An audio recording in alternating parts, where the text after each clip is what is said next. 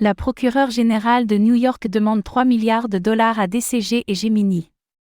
Gemini et Genesis, une filiale de Digital Currency Group, DCG, font face à une accusation de fraude de 3 milliards de dollars concernant leur programme commun Gemini Earn.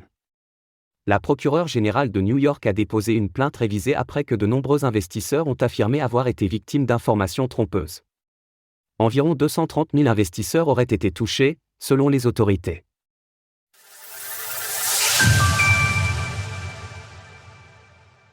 DCG et Gemini accusés d'avoir mené une fraude à 3 milliards de dollars.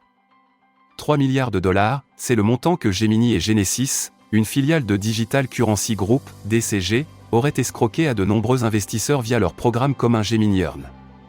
Précisons qu'il s'agit là d'une révision de la plainte initiale déposée par la procureure générale de New York en octobre dernier, après que de nombreux investisseurs se soient manifestés pour affirmer qu'ils avaient été victimes d'informations trompeuses vis-à-vis de ce programme d'investissement sur crypto-monnaies.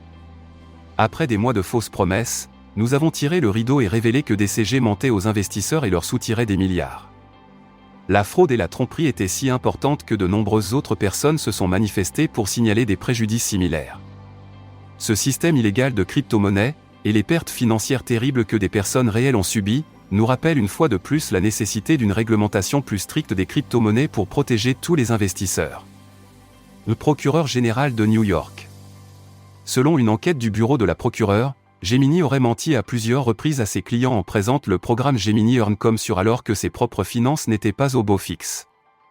De surcroît, DCG aurait contracté un prêt à 1,1 milliard de dollars auprès de Gemini pour dissimuler son bilan financier alors dans le rouge.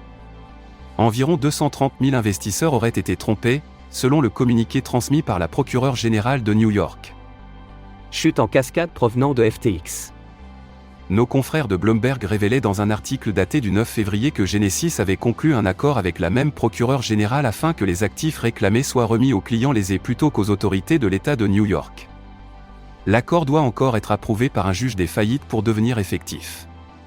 Genesis, qui est en faillite, a accepté de rembourser sa dette mais a nié sa responsabilité dans l'affaire, affirmant qu'elle n'avait commis aucun acte répréhensible.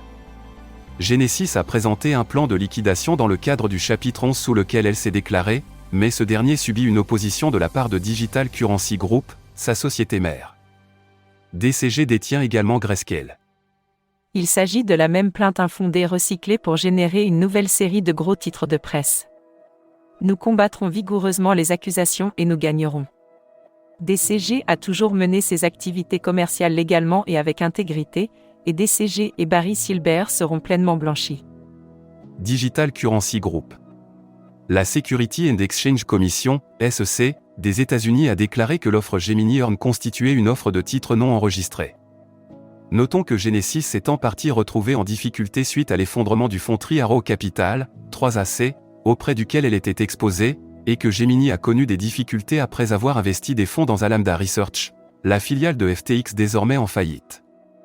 Gemini a également déposé 2 plaintes contre Genesis de son côté, une première au mois de juillet dernier, puis une en octobre.